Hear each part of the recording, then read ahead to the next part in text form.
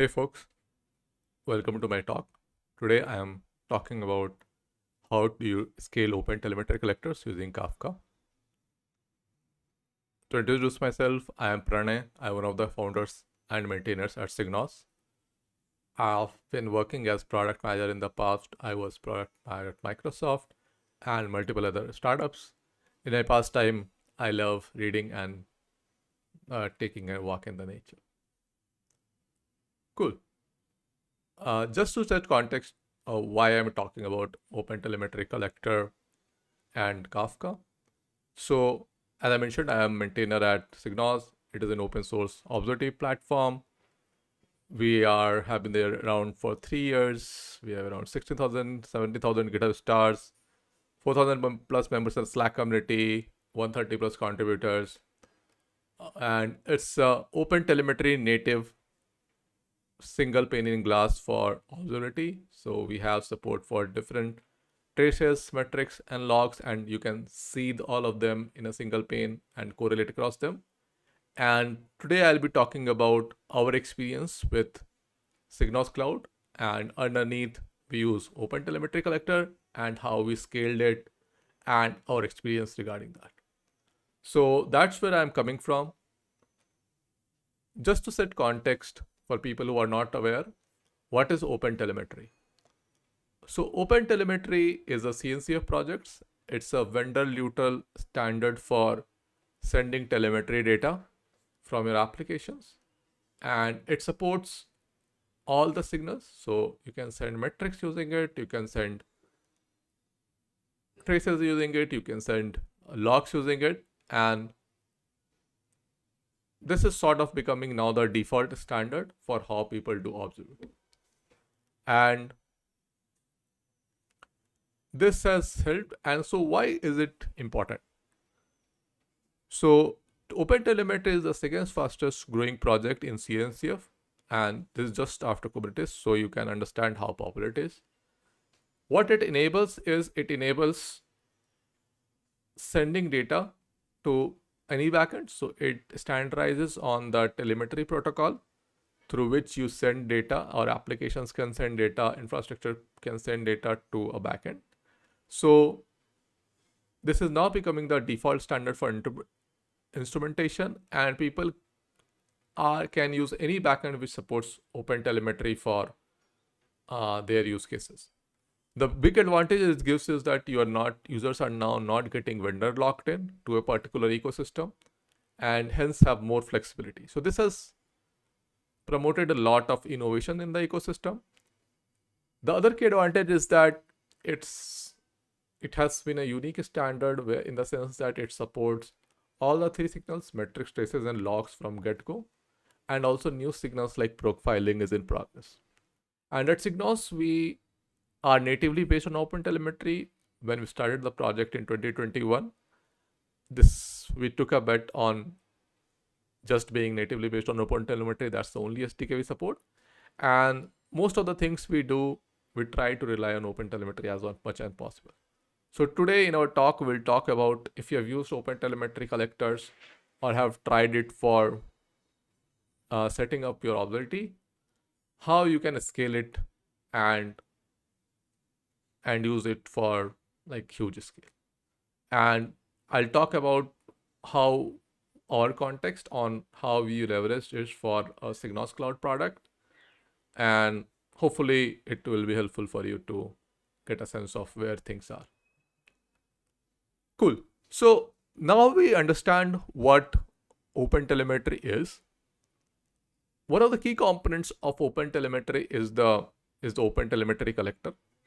You can think of it essentially as a pipeline through which you can send data, process data, and send to different destinations, right? So there are three key components of OpenTelemetry collector. There are receivers, there is a processor, and then there are exporters. So through receivers, you can receive data from different formats. For example, you have host metric receiver, which can receive data from machines and get infrastructure metrics like CPU users, memory users. There's a Kafka metric receiver where you can get metrics from Kafka. And there are like 90 plus such receivers which enable you to receive data from different sources. The next is processors, which basically helps you do different type of processing. So you can do change attributes, you can do filtering of particular type of logs, traces, or metrics, and then you export it to new destinations. So you can export it to destinations like ClickHouse.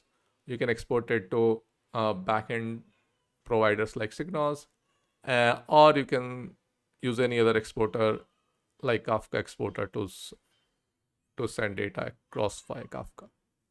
So OpenTelemetry collectors are really the key components in OpenTelemetry, and we'll focus on how we have used OpenTelemetry collectors to provide this our SigNoz cloud service. So just to take you a bit deeper into our SigNoz cloud for the single tenant architecture. So this is without Kafka. We have both multi-tenant and single-tenant architecture. In this talk, I'll primarily focus on the single-tenant architecture because that's where we have used Kafka a lot to scale this architecture. So imagine there's a customer who is using Otel collector as an agent and sending data to SigNoz backend, or they're sending directly data through applications, right? So in architecture which doesn't involve Kafka, they will send data directly to a load balancer, and then there will be then directed to the individual tenant total collectors, right? So in this architecture, each SigNoz tenant has their own hotel collector, and the load balancer points to like sends data from a particular customer to their specific SigNoz hotel collector, right? The problem with this architecture is that if the tenants go down or the DBs in this tenant have issues, then the agents start, the hotel collector here starts giving 5xx, and that leads to loss of data, right? Also, if the tenant has to, like if a customer suddenly has spiked their ingestion rate, so say they have made it 10x it in say few minutes, this leads to, like if it is directly connected to a single hotel collector, maybe the hotel collector doesn't scale as quickly, and that may lead to loss of data for the tenants, right? So there's always some time which the tenant DB takes to scale up, and during that time there will be loss of data for the tenant. So effectively customers may see some data getting dropped, which is obviously not a good thing, right?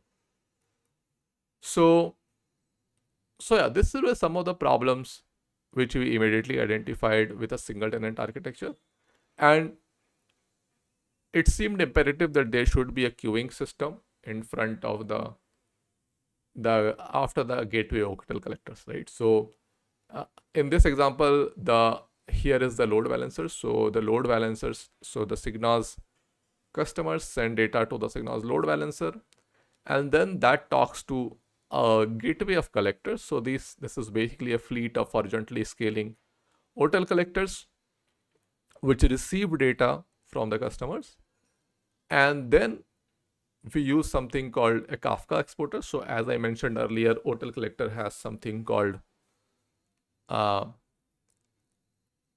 exporter and a receiver and processor. So in this example, we are showing hotel collectors, gateway hotel collectors, where they receive the data from the customers, and then we use Kafka exporter in this hotel collector to send data to Kafka. So we have a Kafka setup here. I'll get into more details on what is the setup and the configuration for that. And then in the SigNoz tenant, which also has a hotel collector in it, we enable the Kafka receiver and get data from Kafka there, right? So as you can see here, sort of even if there's a huge spike in like load from a particular customer, the Kafka acts as the queuing system in between to absorb that spike, and then as the tenant system hotel collector gets scales up, it can start consuming at a higher rate. So there's no loss of packet draws, which we had earlier where there was no Kafka in place. So yeah, so these are some of the use cases where Kafka can be helpful. So this enables a highly available ingestion, and we have, so this is our current Kafka setup. We have 6 hours retention period, replication factor of 3, and then a 10 MB max message size, right? So Kafka, as you know, is high, we have configured it to be highly available. So with a replication factor of 3, so Kafka acts as a buffer for 6 hours. It has much higher availability. It can handle busty traffic, and tenant can continue consuming at their rate and have some time to scale up as they need, while the Kafka acts as sort of the single line of defense against a very high spike in loads. These are the two key main factors. But one of the advantages, parallel advantage to this, is that this can also enable a lot of additional processing, which we can do at Kafka.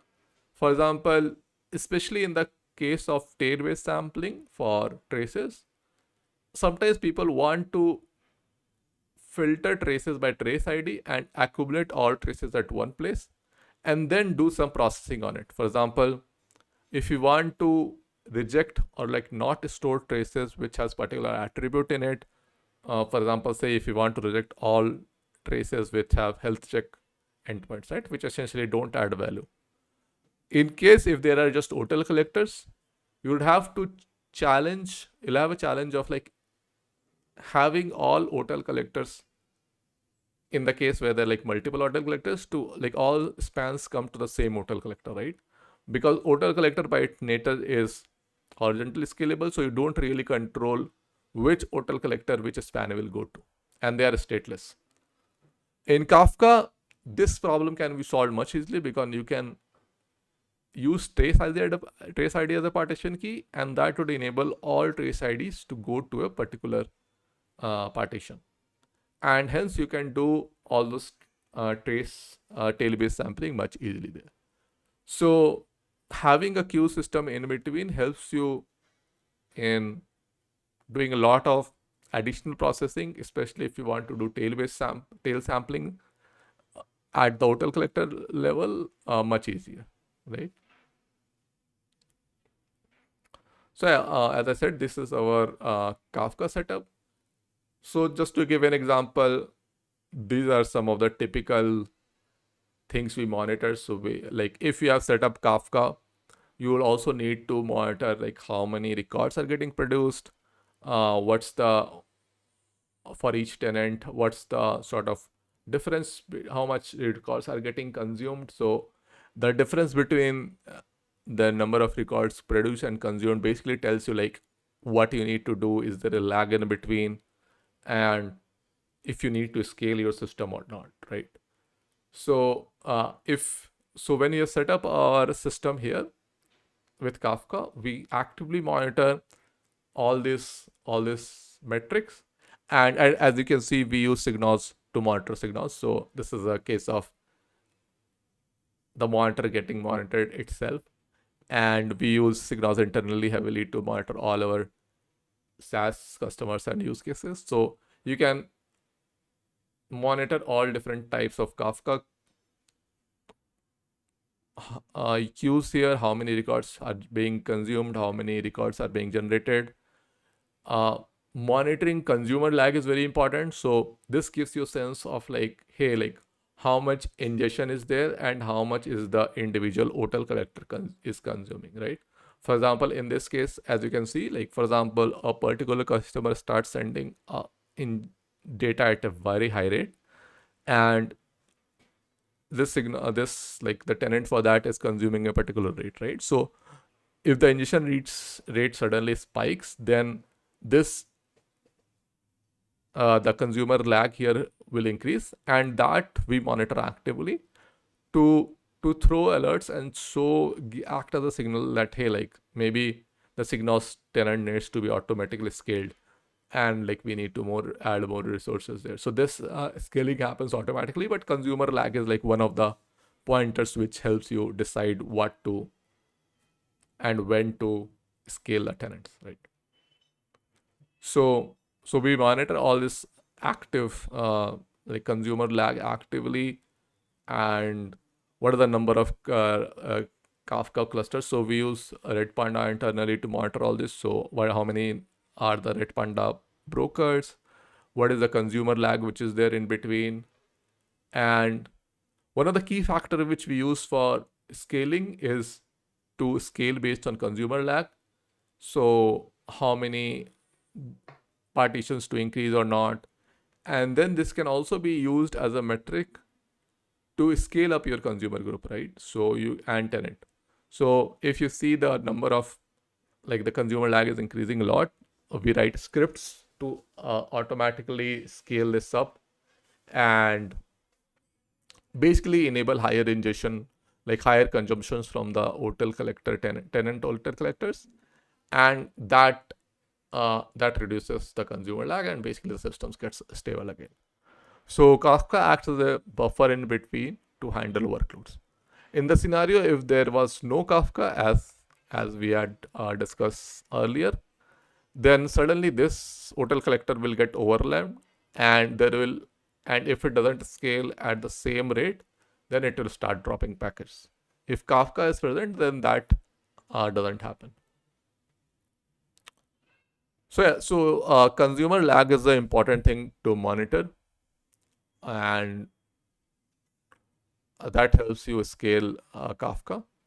Also, one thing which I actively monitor is consumer latency. So what is the producer consumer latency? So here, if you see, we have plotted how much time it takes for the producer to produce and get into Kafka, and what is the latency which like the consumer has. And if this latency increases by a particular amount, we throw out alerts and SigNoz, and that basically indicates that, hey, there is something wrong, and then maybe some steps needs to be taken to fix it, right? So till now, the Kafka-based architecture is working quite well for us. It enables very fast ingestion. It can handle spikes in loads from workload customers, and data is retained for 6 hours, and that works quite well. We even get a huge compression factor of 10 to 15 because data Otel collector by default works in a batch model. So it sends data in batches, and before ingestion into Kafka, we are able to get a huge compression before sending that. So in that sense also it works quite well, and it handles spikes, as I mentioned earlier, also very well. There are a few areas where I think there could be improvements which we are working on currently. So can we make this automatic increase of partitions based on just on the scale of ingestion of a topic? And if a partition gets stuck for a tenant Otel collector, then can we use some methods like dead letter queue to drop after a few retries so that it doesn't get stuck in a permanent failure? Also making the whole tenant Otel collector, which is like Kafka receiver to processors to exporter, a synchronous module so that consumer commits an offset only after the message is successfully returned to a DB. So there's some guarantee on when the message is being written.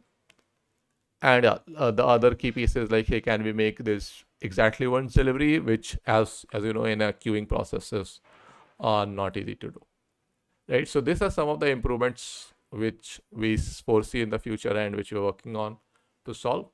But overall, just adding Kafka on the Otel collector has been a step improvement for us, and hopefully for other people, other teams which are running this at scale, they can take this as a guide and scale their systems using this.